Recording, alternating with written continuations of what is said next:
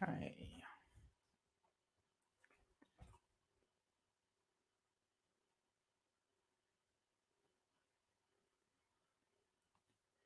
Well, anyway, sorry about that slight delay, and welcome, Kelvin, and welcome, Catherine, as well, to our Getting Things Done, an introduction to getting things done, specifically around this working from home stuff that's going on at the moment. So, can I just check? Kelvin said he can hear me okay. Just want to check that you can hear me okay, Catherine, as well. And we've got some friends out on Facebook as well that we're keeping an eye on. And making sure that they are online as well. And let me get started without any more worries or delays. So today we're going to talk about an introduction to getting things done. Now, this isn't your typical webinar where I'm just going to spout. I mean, I will talk a bit, but really I want you to work as well and do a little bit of work and really get a feel for this idea of the systematic approach to your work that is provided within the Getting Things Done framework. So can you make sure that you have a pen and a piece of paper available? That'd be fantastic. And we can then make sure that we can get a chance to actually get a feel for this work. So let's start off with a little bit of introduction about this Getting Things Done. If you can tell me what your experience is with the Getting Things Done, if you've read the book or you're actually a practitioner, etc., just type it in the chat window. But really, just an overview, very, very quickly and briefly. Getting Things Done is a book written by a guy called David Allen. It's a book about how he saw high performance individuals working. And his consulting practice around working with these people in terms of creating a much more a stronger ability for them to achieve, organized, etc. And there's 30 years of research, millions of users around the world use this Getting Things Done. I personally have been training in it for over 6 years. Prior to that, it's probably be about 30 years. Kelvin said he's read the book and the workbook, newer to it in the last 3 months. Fantastic. Great to see someone who's new and is really coming along this sort of journey, etc. So the main idea behind this thing of getting things done is that your mind is for having ideas, not holding them. And this is a core concept around the theories and around how we see that GTD can make a massive difference in terms of your life and work, and creating this idea of this art of stress-free work. Sorry, I've got like all sorts of things and shouldn't have any distractions going on right now. And this is exactly it. I've now had an input and I've got to capture it. So I'm going to show you this process as we go through, and I'm going to actually practice what I preach. So Smoke and Wranglers. And I've captured that and put that into my system, so I'm more present and here and ready with you right now. So why is this idea about your mind is for having ideas and holding them? Well, the scientific research, which is only just recently in the last 5 to 6 years caught up with the actual stuff that David's written in the book, Getting Things Done, has shown that the mind is not really very good at remembering things. It's terrible at it. It's fantastic at having ideas, but it's terrible at remembering things. And that it can only really hold about 4 things in its head at any point in time before you start to actually reduce capacity to think.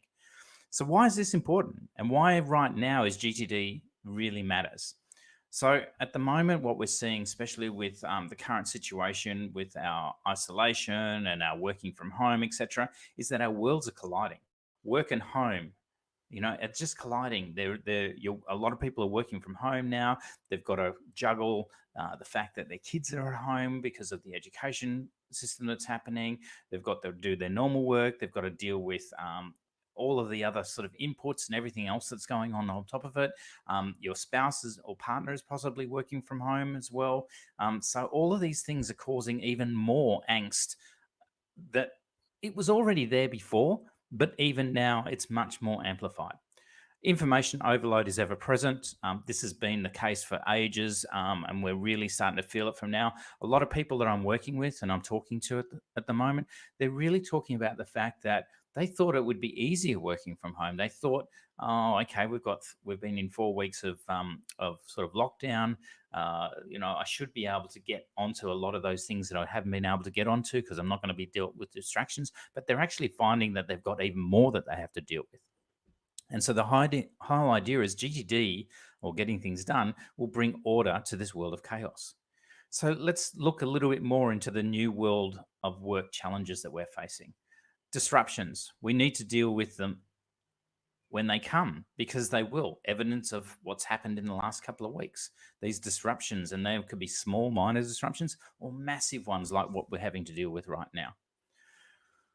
We're going to navigating this whole idea of work and home, and I've already harped on it a bit, and I'm going to probably do that a little bit more. But we're having to navigate this thing where work and home become the same thing.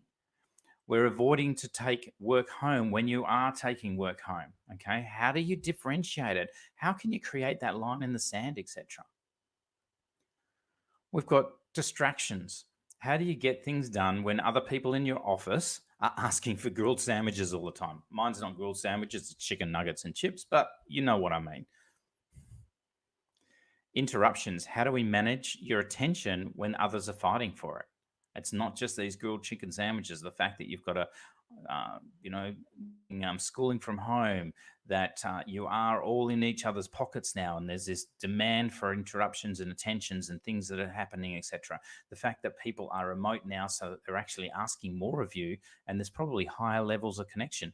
I'm also run an IT company at the moment, and we are actually having a higher amount of interaction between the entire organization than we've ever had before, because there's sort of much more focused daily stand-ups, daily meetings, all this sort of stuff happening. All of these things happen. The email inbox is overloaded. Now, that was the case before, but because there's less to face now, we're getting more emails coming in. But it's not just emails. Of course, we're all using these fantastic new technologies. We're using Zoom, we're using Slack, we're using Microsoft Teams. All of these things are creating more and more inputs and things that you need to deal with. What other things are we looking at? All these new tools. That's what I just talked about. And, we're working from remote locations. We've got all these new tools that we need to use and work with, etc. Okay. You can't just shout across the office. So you need to be much more organized when you actually do get the chance to connect with people. And working anywhere, people who need to pick up and move need to have a system of delivering that works anywhere. And we've seen that. The fact that you now are working from home, a lot of people, we need a system that works in both places. So what do I have to do with my time? How do I stay productive? How do I actually stop getting in my head and actually know that I'm working on the whole tasks? How do I find the time when working from home means juggling these all demands, etc.? Strategies for keeping clear mind in certain times. Okay. On top of all of this, we've got all this uncertainty that we're having to deal with. How do we make sure that we deal with that uncertainty? And under pressure, knowing when to focus and when to unwind. So another thing we've been talking a lot about is, of course, mental health, and knowing when to have some downtime, etc.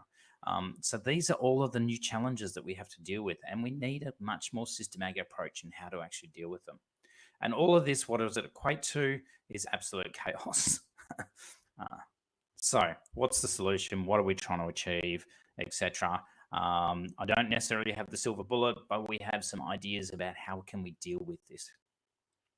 The underlying thing that we're trying to achieve right now is, with something like GTD, is we want to have this idea, or this no, it's not utopia. It's called the productive experience in our language, and it's called mind like water. And we love the idea of this idea of water in a pond, beautiful, calm pond. You go and look at it, especially up in the mountains. Just think of yourself, you've gone hiking up in the mountains, you come across one of those beautiful lakes up high in the Swiss Alps, and it's just beautiful and flat, and it's just pristine. And that's what you want your mind to be like. And then what happens is you grab a big rock and throw it into the water. And what happens to that water? It gets all bubbly and wild, etc. But it only does it appropriate to the fact that the rock's been thrown in, the ripples happen, and then it calms back out again. So we're not saying that there's this utopia that we're trying for where you are completely zen all the time. That's not going to be the case. There's things happening in your life. There's things coming down the road. There's things that you're dealing with right now that are creating massive disruptions in your mind and an ability for it to be like water. But what we are saying is that we want to have a system that allows us to react completely appropriately to those inputs and then get back to that state of productivity of that mind like water. And what that means is that it's not the fact that we want to make sure that we're dealing with so much stuff. Okay. We want to create this thing called space.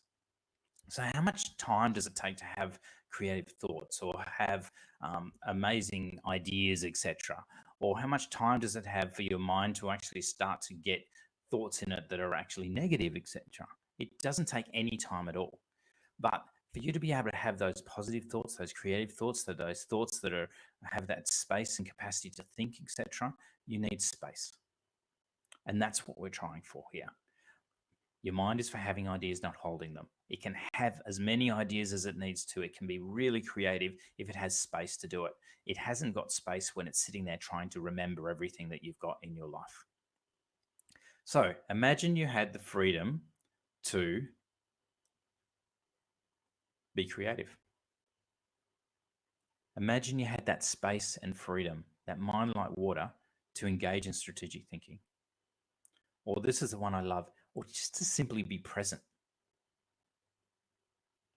So we can do this, and we can do this using the martial art of life and work, which is the logic behind GTD. As I said, the idea is mind like water. We're perfectly appropriate responses to and engagement with whatever is presently affecting us. Your ability to generate power is directly proportional to your ability to concentrate. Your ability to concentrate is directly proportional to your ability to eliminate distractions. And mismanaged commitments create distractions. And let's look a little bit more around these commitments as we go through and actually start to practice some stuff. Your mind is limited in its ability to manage commitments because it's handicapped in its ability to remember and remind. It's terrible at remembering and reminding. But until it trusts that there is a better system, it can't let go of that job of remembering and reminding, which means that it can't handle new inputs properly, which means that you don't have that focus and that clarity. So, in order to get things off your mind, you must know that you have captured, clarified, and organized your commitments at all levels of your life. And you will engage consciously with them as often as you need to. By the way, anytime you want to ask questions or you think you want to don't understand something I'm saying, just ask it in the chat. Happy to respond. I love this quote. When you have your act together, there are no interruptions, only new opportunities to enrich your world. So that's enough about the problem, the opportunity. So the problem of distractions and our world at the moment, the opportunity of mind like water, and the path, which is these are the steps to it. Let's look a little bit deeper into these steps. Let's actually get a feel for them. Okay. So how do you start? Well, you start by the 5 steps. There's 2 real parts to creating this world of being in control and having a productive experience, etc. And one part of it is having control, and the other part is perspective. So today we're going to talk more about the control side of things. Control is about making sure that you're dealing with the day-to-day inputs and that you've parked them in the right places, etc. Once you've got control, then you create that space. Then you can get some perspective where you start to look at the bigger and broader and larger outcomes in your life. So how do we get these control? As we use the 5 steps. The 5 steps are really, really simple. The first one is capture. Collect what has your attention. The second one is clarify. What does it mean? The third one is organize it. Put it where it belongs. And the fourth one is reflect and review this system, because without reviewing the system on a regular basis, it's going to get stale. And the fifth thing is actually engage. Simply do. Make sure that now that you've done those first 4 steps, you know that you can engage in whatever is the most appropriate thing for you to be doing at that time. So we're ready to get started. Let's have a look at our first step. Capture. Let's get started. Hi, Sarah. Nice to see you. Thank you for joining. So we're going to start with capture. So make sure you've got a pen and a piece of paper handy because I'm going to actually get you to do some capture work.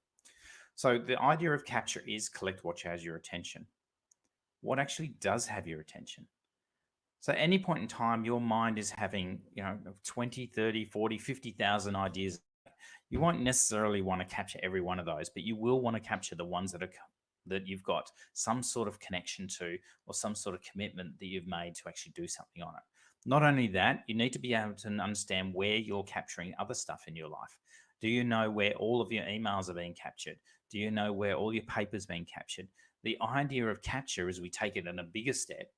If you come along this journey with us and do some more work, etc., is then understanding where you're capturing stuff. For today, we've only got an hour together. I still want you to get a feel for it. So we're going to talk more about this thing of mind. Your mind is for having ideas, not holding them. So the idea here is we want to capture what's got your attention on your mind. Now, one of the ways we do that in GTD is this activity called a mind sweep. So a mind sweep is an opportunity for you to actually get your mind clear. And I don't know if you've ever found this, but I personally have, where I wake up in the middle of the night and my mind is racing a million miles an hour. And the way for me to capture that or clear it or be able to get back to sleep is I go and grab a piece of paper and I just write everything, all the thoughts that are basically running around my head. Once I've captured them and I feel that I've got them clear, my mind is at the point where I can go back to sleep. Okay. Or those times where you just feel overworked or overwhelmed by stuff and you create a list and you feel better about it. So that's what we're going to do right now.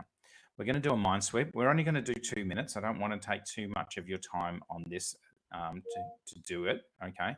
But we just want to do 2 minutes and we're going to get you to do a mind sweep. And the reason I'm doing that now during this particular webinar is because we're then going to use that mind sweep to learn some of the other steps. So what I want you to do, here are the rules, is grab a piece of paper and a pen, and whatever comes into your mind at the time, I want you to write it down. I want you to write as quickly as you can, abbreviate. I don't want you to analyze or anything. I'm going to think if it just pops in your head, just write 1 or 2 words that help you remember it when you need to come back, when we come back to it. Even if it's parked in an existing system, if you have a to-do list or a task list or it's in your emails or whatever, if it pops in your mind, I still want you to write it. So without further ado, I'm going to stay quiet for the first 1 minute and 30 seconds or 1 minute or so. And then after that, I'm going to give a couple of questions to help prompt you. And I want you to keep writing. Okay, so let us go and start with the mind sweep.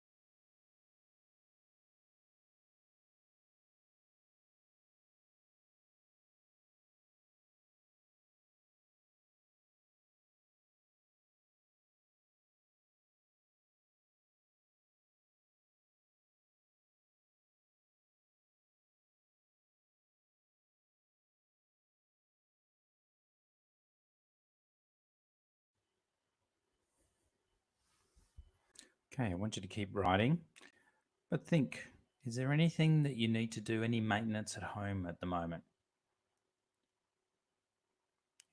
Any appointments you have to make regarding doctor, pets, vet, etc.? Any shopping you need to do? Anything to do with your partner, anniversaries, presents, date night? Then in work, is there any emails you need to respond to? Any phone calls you need to make? Bills that need to be paid or reconciled?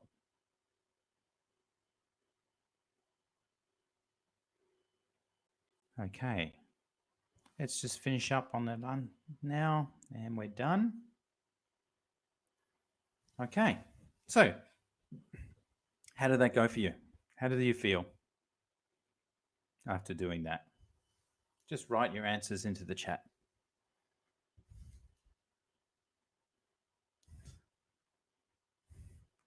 Got more, Sarah.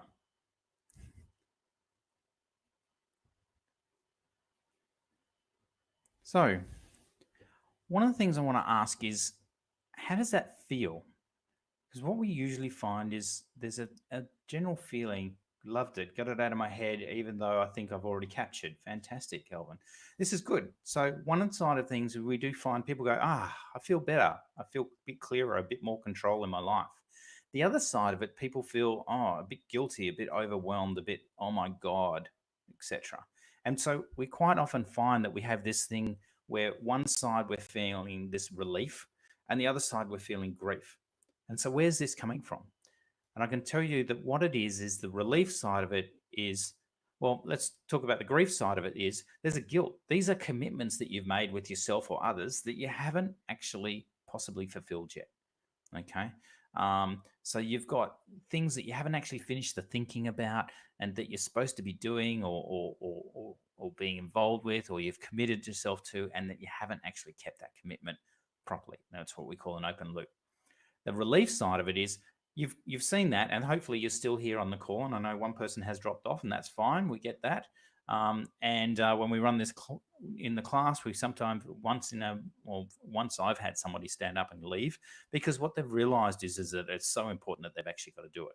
Whereas the rest of you are still here, you've actually renegotiated it. You've said, yes, that's important, but right now this is the most important thing. So you've renegotiated those commitments. You're aware what they are.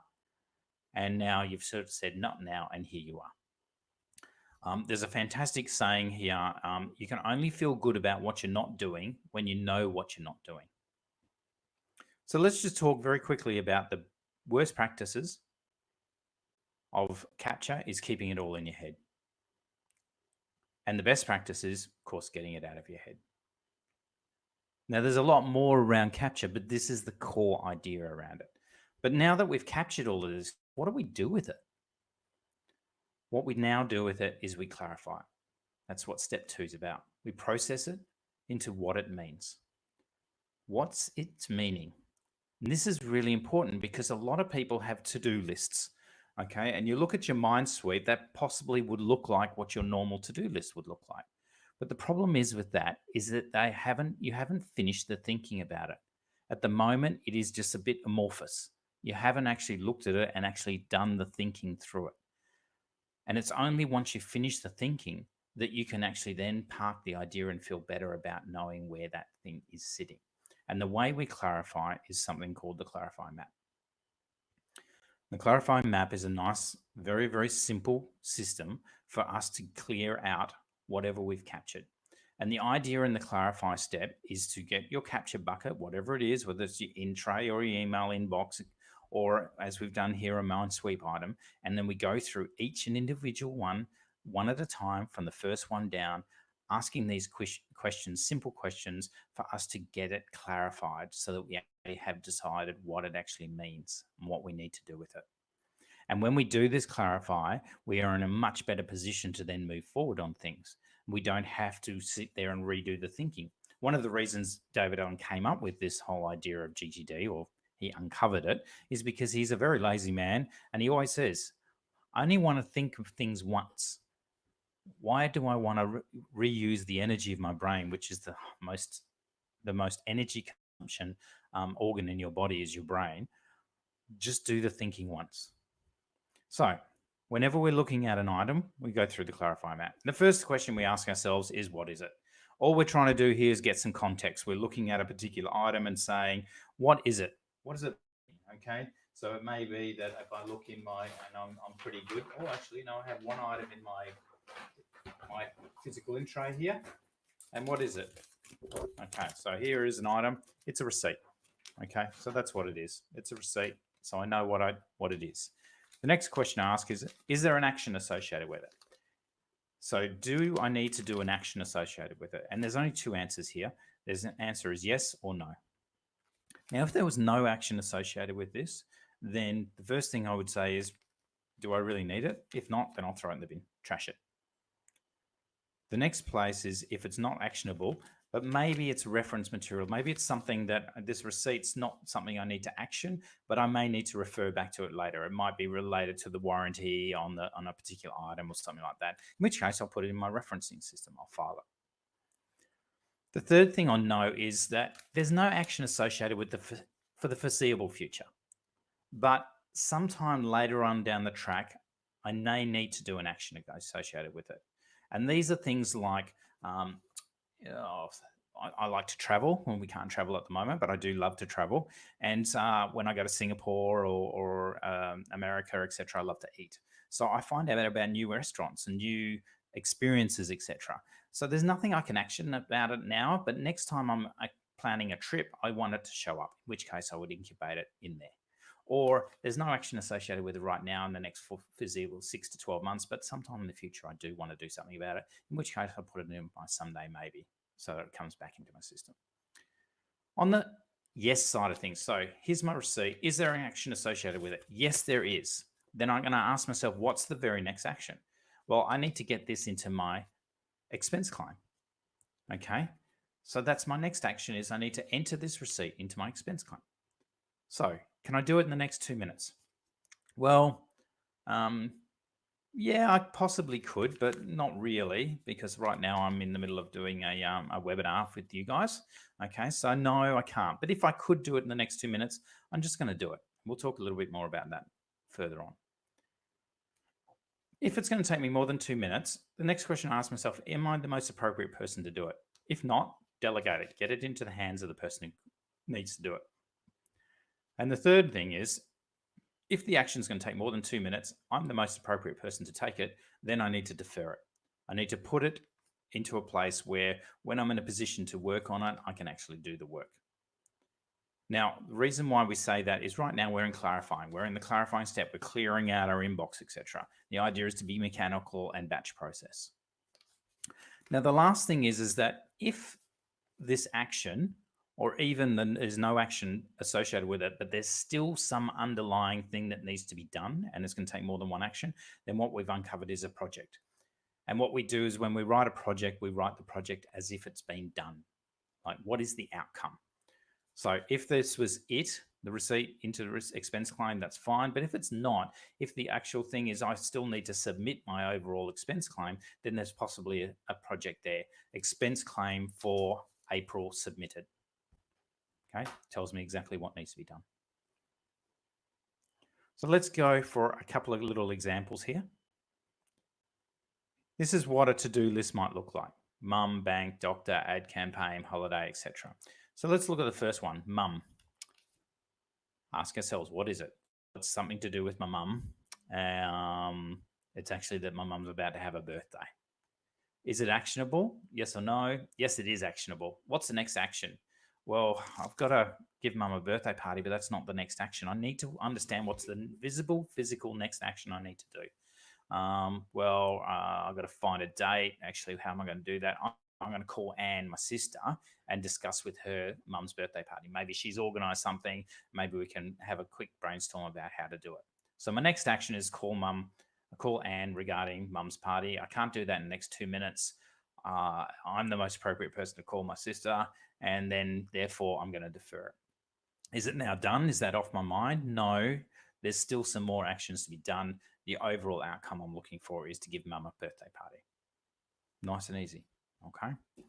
This next action thinking, by the way, or this clarify map is also the way you solve problems. It's actually a problem solving technique. So the next one we look at is ad campaign. Launch. It's about the fact that I need to send out an ad campaign.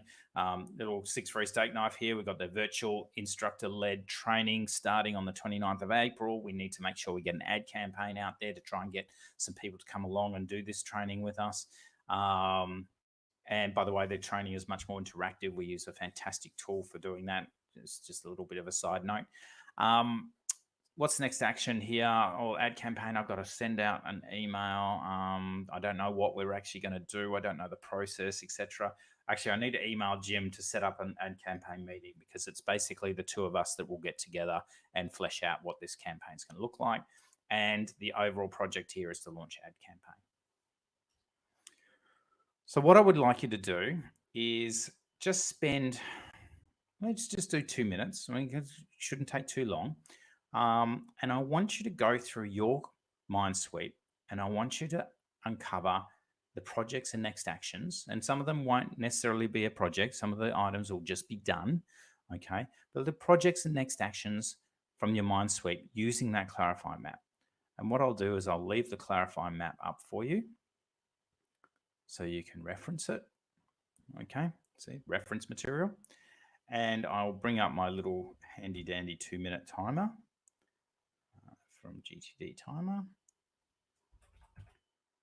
And what I'll ask you to do, if I can find my GTD Timer, there it is go through and clarify as many items off your Mindsweep as you possibly can. If you've got any questions while you're doing this, just ask me.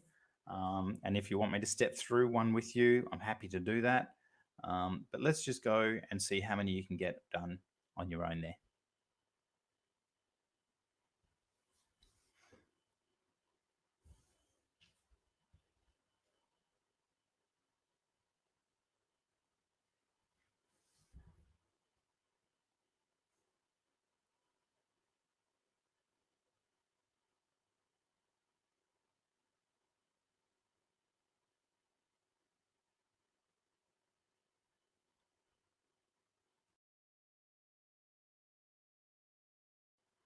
Yes, Sarah's saying almost all our projects, most of the case are. And that starts to get a bit scary, doesn't it? Any person, just to let you know, and you keep going Minesweeping while I'm talking, hopefully I'm not distracting you too much. Most people have 80 to 100 projects if they're living a busy and full life. And that's not something to be scared about. Any project is anything that's going to take more than one action in one sitting.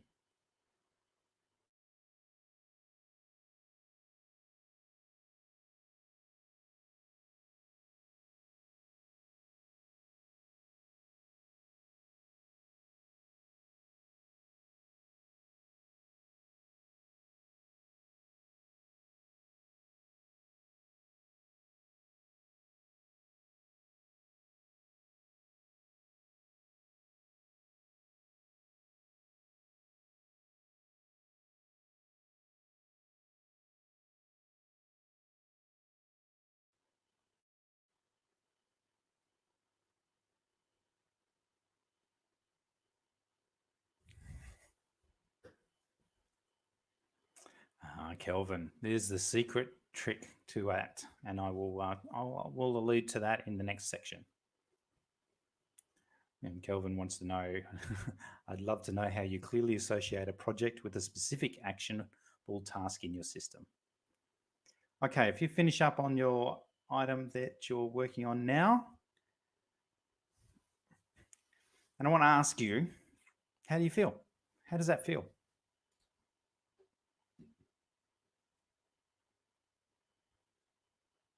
Very pleasing, yeah. Do you feel that was a productive 2 minutes? I mean, I know it was only 2 minutes. Oh, overwhelmed, Sarah, because of the number of projects you're finding? Yeah, okay. That's understandable too. Too many projects.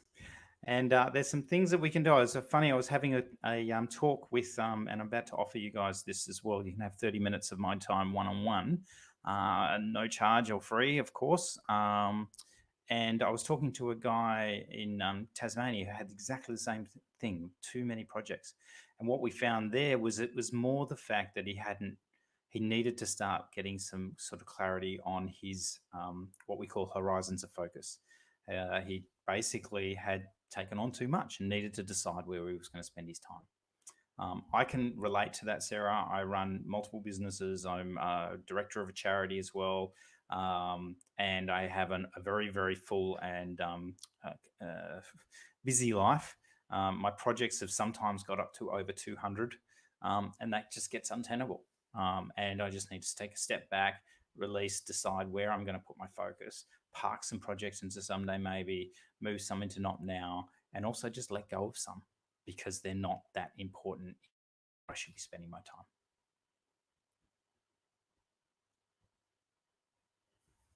Having too many projects is the need, desire to see all the steps at once, i.e., the end of the process. Yes, sometimes it's that as well. And there's ways that we can work with that in major problem. What we do find here is a lot of people find this is very productive, but what's actually changed in your world is nothing.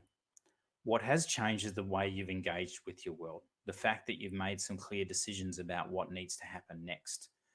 And one of the things is, Catherine, you've really hit a nail on the head there, is that one of the things that happens in Clarify is people will try and clarify too many actions. All we want to do when we're clarifying is we want to work out what the next action and what the project is.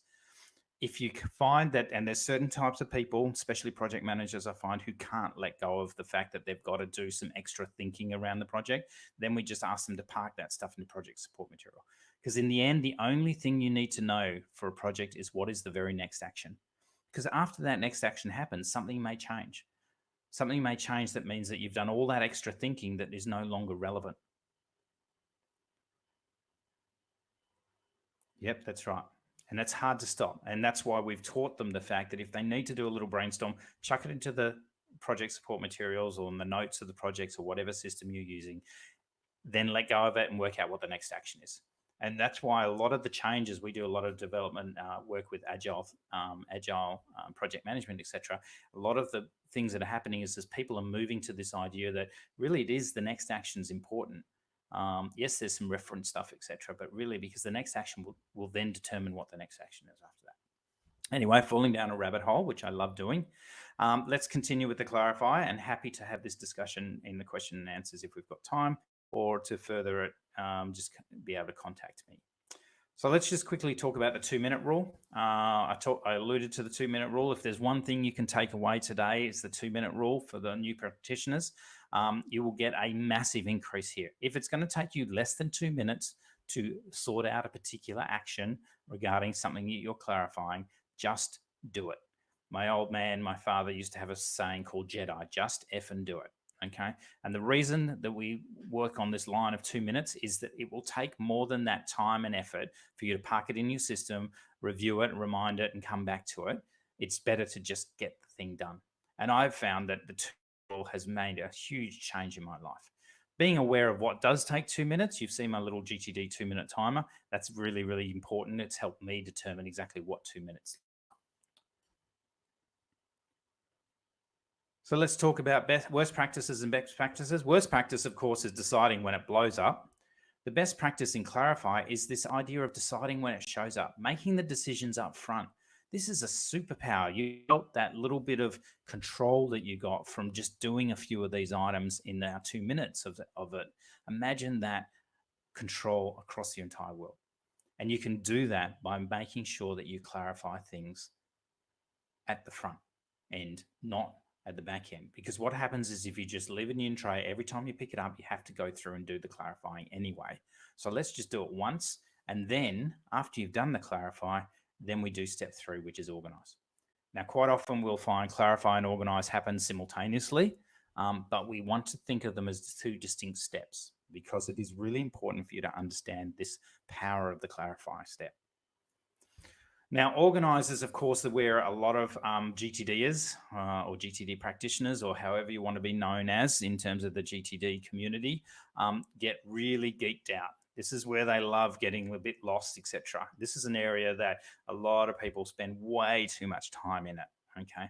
And I'm not going to go into it in huge ways here. We've only got an hour and I'm already at the 18 minutes left mark. So, we've got to get through this sort of stuff.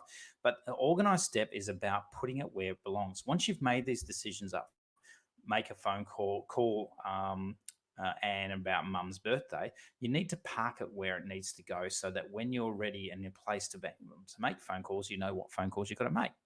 And that's really the essence of organize. Organize is that the meaning matches the location, that we end up with a set of lists that help us decide what to need to do at any point in time. And when we go into the engage step, you'll see what I mean by that.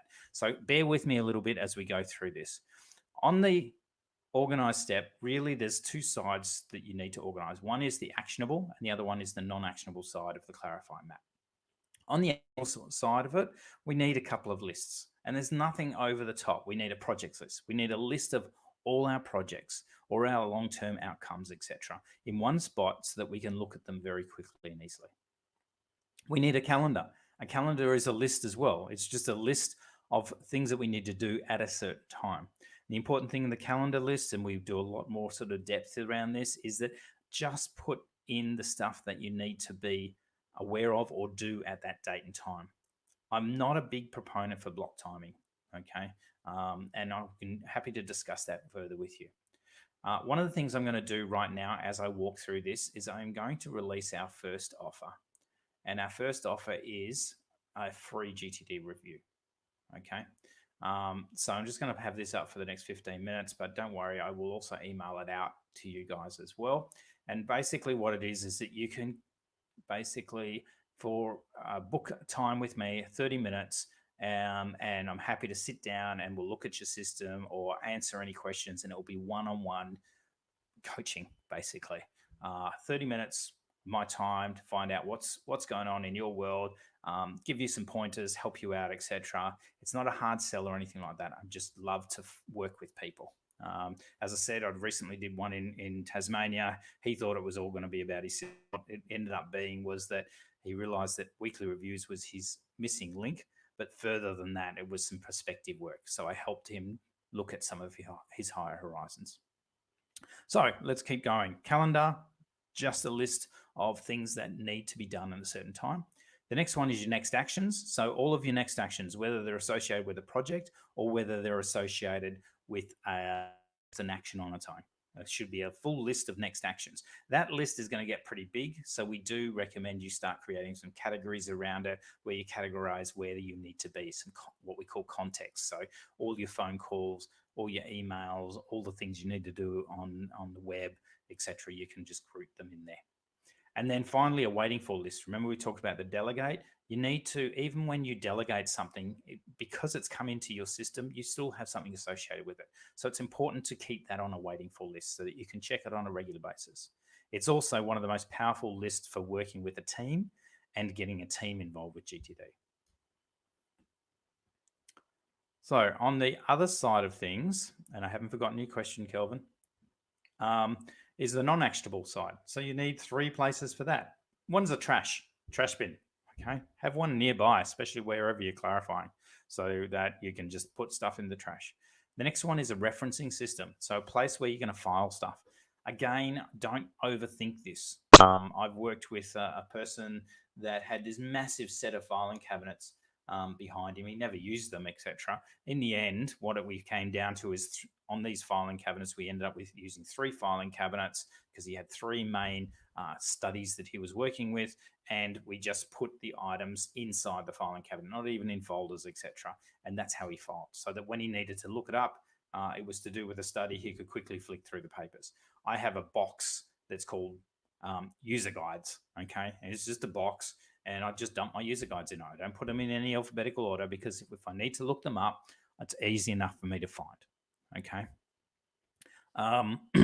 So the referencing system, my electronic reference system personally is just OneNote because it's got a fantastic searching.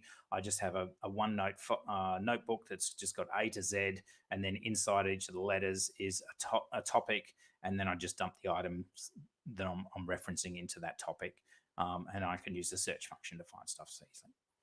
Then lastly, we have our someday maybe list on non-actionable. Remember that was that incubate. There's a couple of ways you can work with that. Happy to discuss further, but basically it's a list of all the things that you'd like to do someday, maybe right now you don't have the capacity, etc. Look at it. Great place to put some of those projects, Sarah, that it might be important that you don't forget about them, but right now you're just not going to get to them. And I've got a bunch in there as well that things that I wanted to do or not do later on. Um, there's also places in there for the incubate, next time in, and a few other bits of pieces that you can use. That's organize. Now, I'm going to give you a little bit of an extra bit today, Kelvin, is how do you associate projects with next actions? The answer is it depends on the tool. Some tools allow you to do that. The tool that I use, which is Todoodle, allows me to associate next actions with projects. A lot of people are using Outlook. Outlook doesn't do that and doesn't do it very well. The way to get around that is to use some very, very keyword nouns. So when you're writing, write the main topic of the project at the beginning. Tax returns might be the project. Tax returns completed is the actual project. You notice what I've done is I've put in the action word or the completion word at the end and the main topic at the beginning. And then whenever I write an action, next action associated with it, especially if I'm working in Outlook, it'll be gather all receipts from 2019 to complete tax returns. You notice what I do is at the end of the action is put the topic about what it's about. That way, when I'm actually sitting in Outlook and looking at my projects list, and then I can have my next action list associated with it, and I see tax return, and I can just do a quick search. Is there any action in there that's got tax return associated with it? That's a very quick way of doing it. Okay. There are lots of other tricks, but that's one that I find really, really useful. Giving away all my secrets at the moment, hey. Okay, so organize. Worst practice, blended stacks. Stacks. Yeah, your inbox is not a place to organize stuff because what it ends up being is a mix of all sorts of things. I remember I was talking to a guy who'd done the GD course and he came on to me. He was overseas and somehow got into my sphere of influence. He was chatting away to me and saying, "Oh yeah, I love GTD. It really, really helps, but I just can't get my head around these lists, etc. And I just can't find what I have done and haven't done." And I said, "Well, show me a system." And he had 30,000 emails in his inbox, and some of them he'd clarified and left them in the inbox, and some of them hadn't. And I said, "Well, there's the problem. You need to have those separated. You can't have this blended stack. If I find that I am not haven't got a good relationship with a list or a stack or something like that, then I ask myself, is it categorized right? Or do I need to create better, clearer categories?" And that's the best practice. Clear categories, your lists in clear categories. Okay, 10 minutes. Whoa, can I do it? Yes, I can. Not a problem. Okay, so step 4, reflect and review frequently. All I'm going to say about this, I mean, there's a cornerstone habit in GTD called the weekly review. Alumni and people who reach out to us, you can come along and do a weekly. We do a monthly, guided weekly review. That doesn't really make sense, but basically we run it monthly. You should be doing weekly reviews every week, and once a month we do a guided one for all our alumni. But the idea here is you need to, on at least a weekly basis, take a higher perspective of your system. Look at all your commitments. Because if you do that on a weekly basis, you can feel better throughout the week to use your intuition to make trusted choices. And there's a whole bunch of research. This is the cornerstone habit that you need to go to make this GTD system really work and hum for you. And once you start to understand that and bring it in as a habit, you will understand that if you spend that 1-2 hours once a week, just taking that higher perspective, it's work. It's really, really valuable work. It will save you hours and hours throughout the week, and it will also set you up for success. Worst practices is reacting to the latest and loudest. Being in a position where you don't know what you're not doing. Remember what I said at the beginning? You can only feel good about what you're not doing when you know what you're not doing. And then if you aren't in that place, then all of those interruptions, you don't know how important they are because you can't create a scale against all of the other stuff that you're doing. Best practice is using these orientating reviews: daily, weekly, monthly, quarterly, annually. Step 5, simply do. It's actually engage. Stefan, we've been talking so much about capture, clarify, organize, review. When are we actually going to get some work done? Well, At this particular point, you now have some very, very clear, concise lists. So you can start to choose exactly what you need to do and be much more productive about it. And choosing what you need to do comes down to a whole bunch of things about there's limiting criteria about where you are, how much time you have, how much resources you have. Okay. Once you've then nailed that down, you then look at the different types of work, how much unplanned work, planned work, and defining work. And then you can start looking at priorities. A lot of time management systems sort of say to you, right, once you determine what you need to do, you can prioritize it ABC 1, 2, 3. The problem is that that's too simplistic with our complicated life. Life has a lot more aspects to it. So we only can make conscious and clear decisions about what we need to do when we know, understand where we need to be able to make some decisions about our energy, our time, and then start to have clarity about our higher levels of understanding, our higher horizons of focus. Worst practice is the busy trap. The fact that we just sit there and doing stuff because it's coming in our world, etc. We don't know if we're making clear decisions. We're just doing stuff to say and look busy. The best practice is to be able to make a trusted choice because you have a complete list or inventory of things that you can do. So, the 5 steps in what we've talked about today: capture what you've got your attention, clarify it, make decisions about it up front, organize those decisions into appropriate places, reflect and review frequently, and engage and simply do.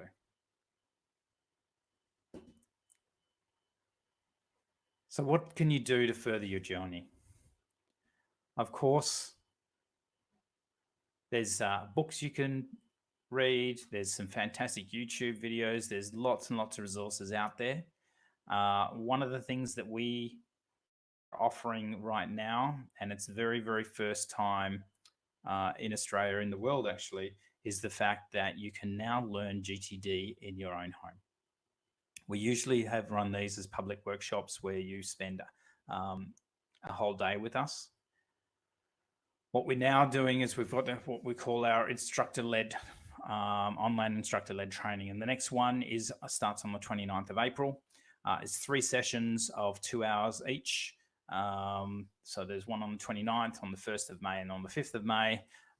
We will lead you in a very, very experiential instructor-led training. It's like a whole classroom.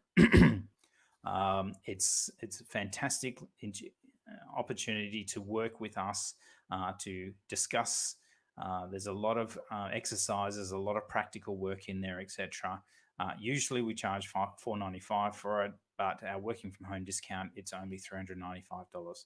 So please get in early, come along. You'll find it a fantastic experience. That includes not only the 3 2-hour sessions with myself, where we work through the steps in much more detail, etc., but also a 16-week reinforcement program afterwards, as well as access to our alumni services, etc. This whole thing is a path to mastery. GTD is something that we learn as doing. It's not just something that is theoretical and that you can read from a book. You really need to do it. So the path to mastery that's available is we do the level 1 fundamentals, understanding the 5 steps. Later in the year, as you progress, we can do projects and priorities. Projects and priorities are just creating that clarity, getting much more idea about exactly what those projects are. And then the focus and direction is the coherence. It's a much more idea about, are I aligned with my overall objectives, etc. So please come and visit us at GTD ANZ. We have some fantastic other resources there as well. And a few of you dropped off at the moment, but I just wanted to, any feedback, any thoughts, any reflections about what you've learned today, and what are your key learnings? What are your takeaways?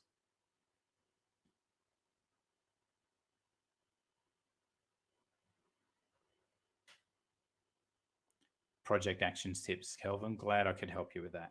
Absolutely fantastic. Yep, excellent. Come and do the 30-minute review session with me. Happy to.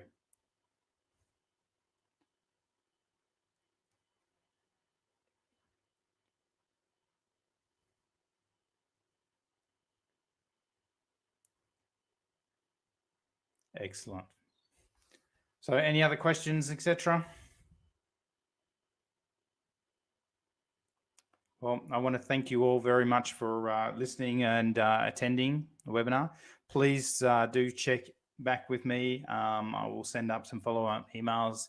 Happy to do our 30-minute review session, and be aware that the VILT, or the instructor-led training, online instructor-led training, is kicking off on the 29th of April. I hope some of you could join us here. There's fantastic opportunity for you to get involved, work on your own systems, etc. And it is a great interactive environment, and an opportunity to discuss and further deepen your practice. And at only $395, I think it's well worth the value. Take it easy, everybody. My name is Stefan Jenner, your master trainer here in Australia and New Zealand. If you've got any questions, don't hesitate to reach out or ask us. And I really appreciate your time and involvement.